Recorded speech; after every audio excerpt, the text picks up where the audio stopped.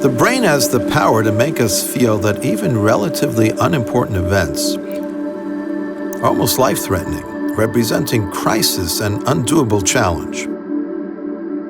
Most of us remember that stomach ache before a spelling test in 4th grade, and we were convinced that we were going to fail, and in fact we got 100. And even if we had failed that test, chances are it would have not led to incarceration, execution, or worse. But at the moment, it sure felt like crisis. Our brains portray those challenging moments of our lives and make them a lot more overwhelming than they have to be because of our fears. Viktor Frankl in his logotherapy describes a very effective tool that helps to put the brain in its place. It's called paradoxical intention. This process allows us to make a joke out of the calamity that we face. It may not work as well with 4th graders, but I have seen with adults how effective it can be. Let's say a person is petrified of public speaking. We'll train that individual to see themselves braced against a podium, making a presentation in front of a large audience televised to the world. In the middle of their speech, suddenly without warning, their pants fall to the ground. And yes, that's the day that unfortunately they chose to wear the briefs with that Hello Kitty sign on it. You might as well add to the scene an unsatisfied audience getting up and throwing their iPads at you in utter disgust, or beginning to choke the person next to them out of sheer boredom. Because that scene is so ludicrous, the brain is given an opportunity to reframe the fear into the reality that we're not really facing disaster. And even though there are stress chemicals that signal imminent destruction running through our bloodstream, it's not real. Just as we did with our breath break, shifting out of automatic and manually controlling the gears is something that will make a giant difference in our lives. Let's imagine the following very common fears. Having a meeting in which it's very important for you to make a great impression.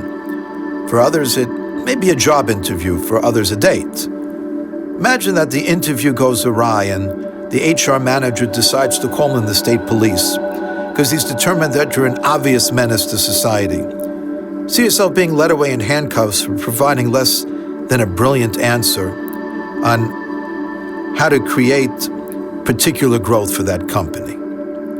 The more we recognize that our lives are not hanging in the balance and that this is not a do-or-die situation, the more control we have over our brains, our stress, and our lives. Let's do a fill-in-the-gap meditation. I'll give one example, but you can fill it in to whatever you think and whatever is appropriate for your fears. Find a comfortable place. Feel the coolness of the air as you breathe in and the warmth as you breathe out. Create a flow of your breath so that any other thought or sound or message that comes into your head, you can put that down gently and go back to the feeling of your breath.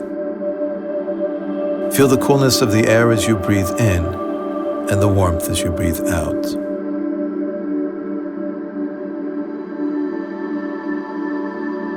As your body begins to relax, let's evoke a stress response contrary to everything we've done until now. Think about the most stressful thought that you can have. A fear that's holding you back from being the best that you can be. Maybe it's a fear of public speaking. Maybe being afraid to ask someone for a date. Maybe it's the fear of an interview, the fear of failing, of being a disappointment. Pick the first fear that comes into your mind. Bring that fear into your mind and identify it to yourself. Don't judge it, just identify it.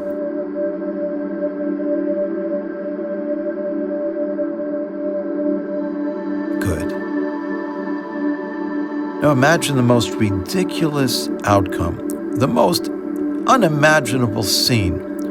Your pants fall down, you're taken away in handcuffs. A SWAT team is called because you're taking too much time.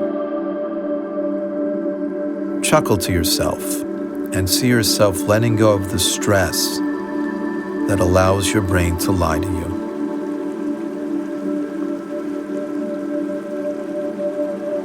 You'll be fine. Make the script really funny. because you'll remember it. And the next time you come into that situation, for example, getting up in front of a group to speak, taking a deep breath, blow it out slowly, relax your muscles, and think of that scene. When you do, it will help you to reshape that fear ultimately into a power where you take control.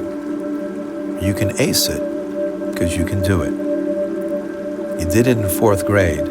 You're not going to stop now. Taking a deep cleansing breath and blow it out slowly and open up your eyes. Power, peace, purpose.